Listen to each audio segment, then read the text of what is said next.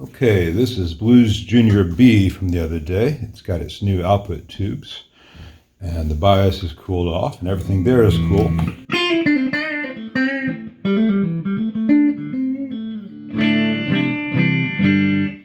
With these earlier revisions of the Blues Junior, this is a Rev 3, have a lot of reverb. Here with the reverb technically off, though not with the foot switched.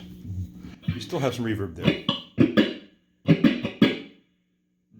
And if you turn it up at all, it quickly gets a lot. I mean,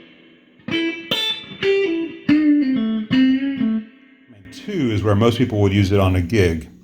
And if you turn it up past that,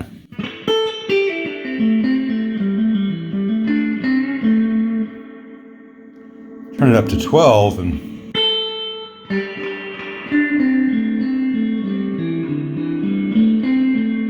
it's insane.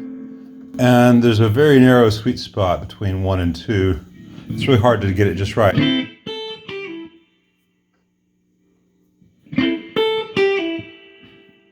So I want to show a way to make this much more useful, and it's very inexpensive and it's easy.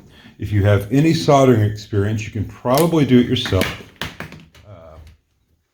Look up how to discharge an amplifier before servicing it, before opening it up and getting in there.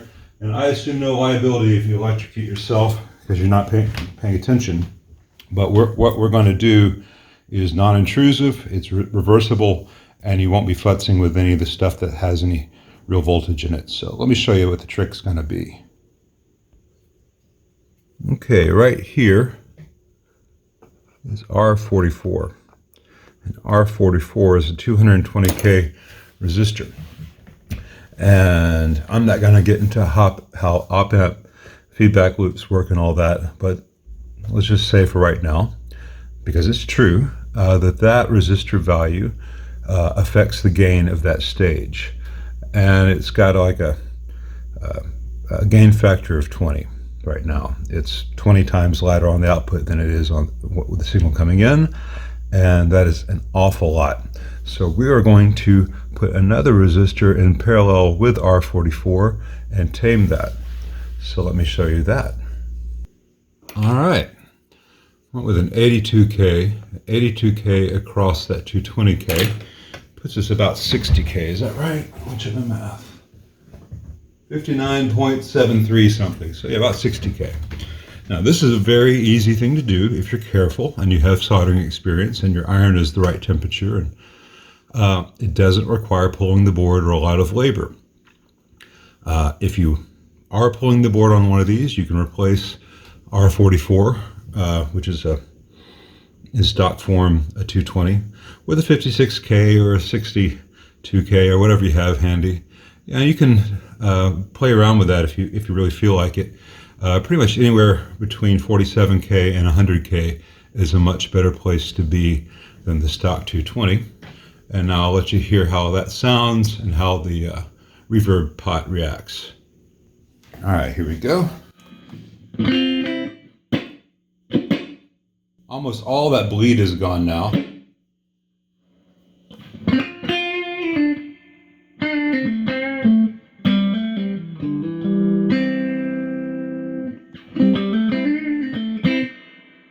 You've got a much better control over the subtle range. It's not all between 1 and 2. Now it's between 1 and about 4.5. You can further decrease that if you're always going for kind of a low to medium reverb. But I didn't want to take away this stuff in case the owner wanted it.